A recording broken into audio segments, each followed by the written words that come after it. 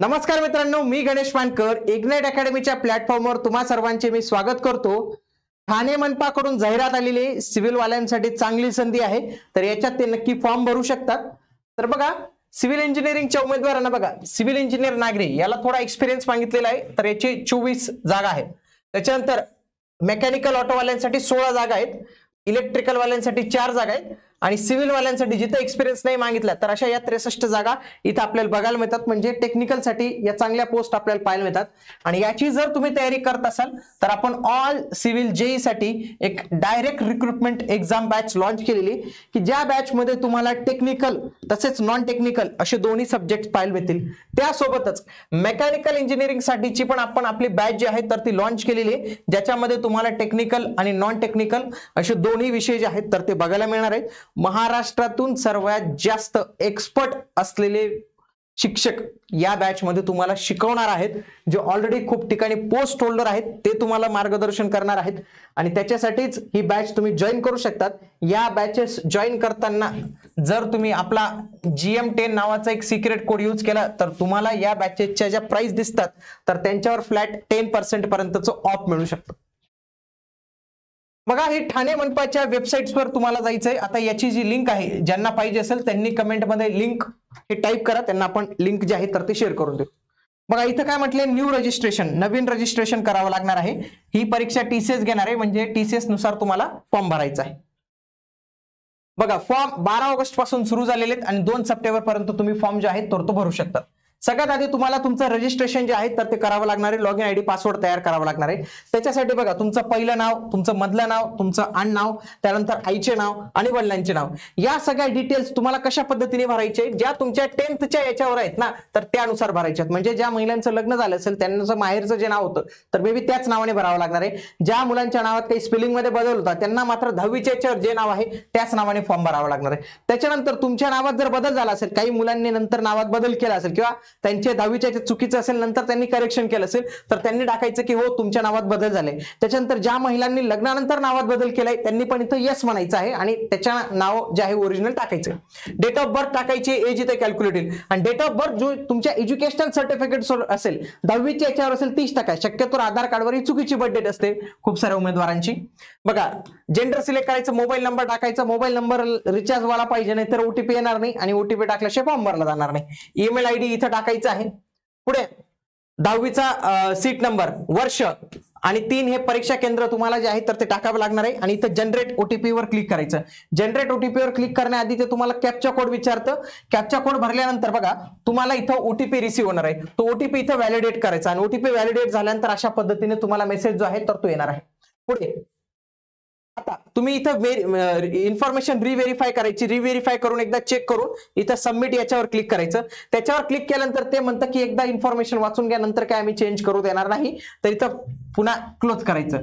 आता बघा, तुमचा रजिस्ट्रेशन ID जे आहे आणि पासवर्ड तो तयार झालेला आहे आणि आता खऱ्या अर्थाने तुम्हाला फॉर्म भरायला सुरुवात झालेली आहे। इथं क्लिक करायचं, अप्लाय फॉर पोस्ट, इथं क्लिक केल्यानंतर इथं बघा क्लिक हिअर टू अप्लाय, तर इथं क्लिक करायचं तुम्हाला आणि त्याच्यानंतर तुम्हाला काय लक्षात ठेवायचं, तुम्ही तुमचं पद सिलेक्ट करायचं। फॉर एक्झाम्पल एखाद्याने ज्युनियर इंजिनियर 1 कनिष्ठ अभियंता 1 हे सिलेक्ट केलं, ठाणे म्युनिसिपल, आणि कोड ऑटोमॅटिक तुमचा येऊन लागतो। त्याच्यानंतर जी काही माहिती तुम्ही आधी भरली ती काही पुन्हा भरावी लागत नाही, ती ऑटोमॅटिक तुमची इथं येऊनच लागते। पुढे बघा, सगळ्यात आधी डोमेसाइल विषयी माहिती विचारली जाते। तुम्ही महाराष्ट्राचे रहिवासी आहात का, यस किंवा नो करावं लागतं, किंवा तुम्ही कर्नाटकातील 865 गावांमधील मराठी भाषिक आहात का, दोघांपैकी एक यस पाहिजे तरच तुम्हाला फॉर्म भरता येतो, अन्यथा फॉर्म भरता येत नाही। आणि जर हे दोन्ही यस, एक यस असेल तर त्याच्यानंतर विचारतं की डोमेसाइल सर्टिफिकेट प्राधिकरणाचं नाव सांगा, डोमेसाइल सर्टिफिकेटची डेट सांगा आणि डोमेसाइल सर्टिफिकेटचं तुम्हाला नंबर सांगायचा आहे। या 3 गोष्टी तुम्हाला इथे विचारल्या जातात। त्याच्यानंतर तुम्हाला तुमची कॅटेगरी विचारली जाते, ओपन असेल तर काही प्रॉब्लेम नाही। त्याच्यानंतर जे तुमची कॅटेगरी असेल SC ST open EWS OBC जे काय असेल ते इथून सिलेक्ट करायचं।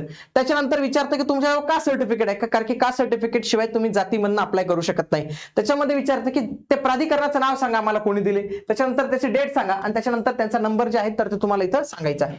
पुढे ज्या OBC असेल, लक्षात घ्या OBC असेल, त्याच्यानंतर NT असेल, NTचे BCD सगळे चालतात, VJ असेल, SBC असेल आणि ACBC असेल, तर या कॅटेगरी वाल्यांसाठी NCL नावाचं प्रमाणपत्र लागू असतं।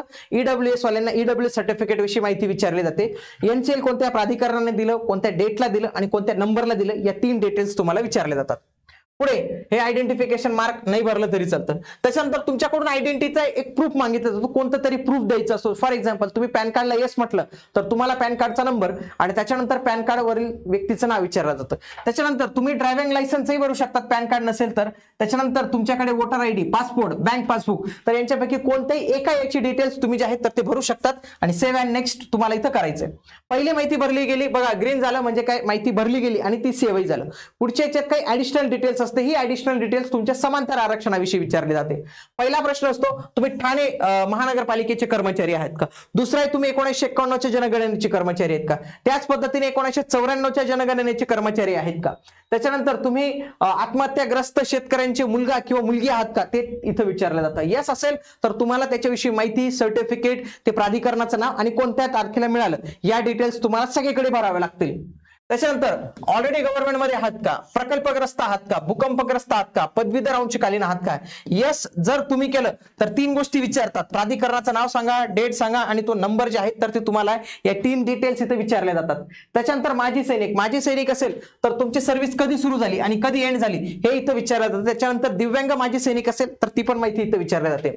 त्याच्यानंतर स्पोर्ट्स पर्सनला जर येस केलं तर इथं वेगवेगळे टॅब ओपन होतात, याच्यामध्ये तुम्हाला तुमच्या स्पोर्ट्सचा प्रकार सांगावा लागतो. सगळ्यात आधी प्रकार सांगितल्यानंतर त्याची अचिव्हमेंट कॅटेगरी काय होती, त्याच्यानंतर तुम्हाला गोल्ड मिळालं, सिल्वर मिळालं, काय मिळालं, त्याच्यानंतर तुम्हाला जे प्रमाणपत्र मिळालं ते उपविभागीय क्रीडा संचालक यांच्याकडून तुम्ही प्राधिकृत करून घेतलाय का, त्याच्याविषयी माहिती विचारली जाते. तर त्या सगळ्या गोष्टी तुम्हाला इथं क्रीडाच्या याच्यात भरावे लागतात.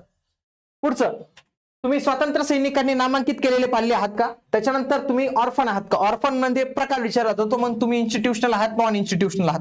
त्याच्यानंतर प्रमाणपत्र कोणी दिलं, कोणत्या तारखेला दिलं, त्याची डेट काय, हे 3 गोष्टी पुन्हा विचारल्या.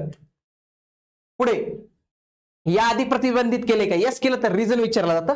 त्याच्यानंतर या सगळ्या लिगल गोष्टी की तुमच्यावर कधी FIR झाली का, काही मुकदमा चालू आहे का, त्याचा काय निकाल लागला, मग येस केलं तर FIR डिटेल्स वगैरे, केसच्या डिटेल्स त्या तुमच्याकडून जे आहेत तर ते इथं विचारल्या जातात. तर इथं सेव्ह अँड नेक्स्ट करायचं म्हणजे तुमचं दुसरं भरलं जाणार आहे. तिसरं काय असणार आहे, तिसऱ्यामध्ये तुमचं कम्युनिकेशन डिटेल्स, जे आधार कार्डवर जो तुमचा ऍड्रेस आहे शक्यतो तोच ऍड्रेस तुम्ही इथं जे आहे तो भरायचा आहे. पुढचं महत्वाचं आहे क्वालिफिकेशन अँड एक्सपिरियन्स. बघा खूप साऱ्या पदांना इथे एक्सपिरियन्सही मागितला गेलाय म्हणून एक्सपिरियन्स तुम्हाला इथं टाकावा लागणार आहे. सगळ्यात आधी विचारलं जातं की मराठी हा विषय घेऊन पास झालात का, येस किंवा नो करायचं.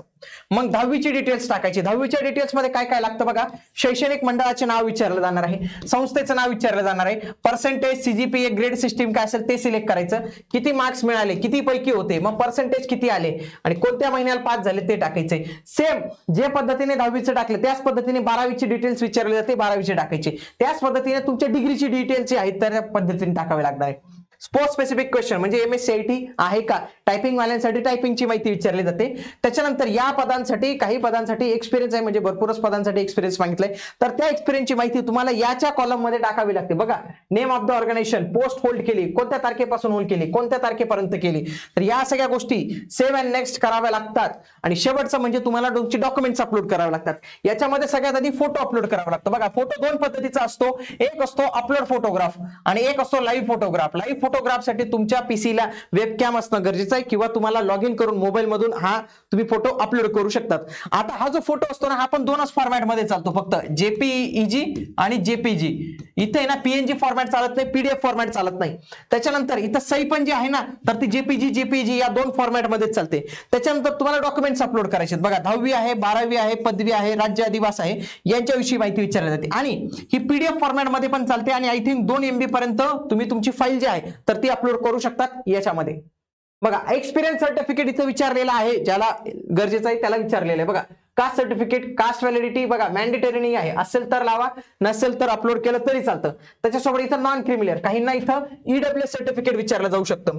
MSCIT सर्टिफिकेट, मी इथं पॅन कार्डला येस केलं तर पॅन कार्ड, ज्यांनी ड्रायव्हिंग लायसन्सला केलं त्या सगळ्या गोष्टी इथं त्यांना विचारल्या जाणार आहेत. बघा इथं भरल्यानंतर इथं बघा व्ह्यू वर क्लिक करून तुम्ही बघू शकतात की तुम्ही व्यवस्थित पद्धतीने भरलाय का नाही आणि अशा पद्धतीने तुम्ही तुमचा फॉर्म जो आहे तर तो भरू शकतात. या संपूर्ण डिटेल्स होत्या. काही माहिती लागत असेल कमेंट बॉक्स मध्ये मला नक्की कळवा. कळवा की सर हा प्रॉब्लेम आहे, तो प्रॉब्लेम आम्ही नक्की दूर करण्याचा प्रयत्न करू किंवा त्याच्यावर समाधानकारक उत्तर देण्याचा आम्ही प्रयत्न करू.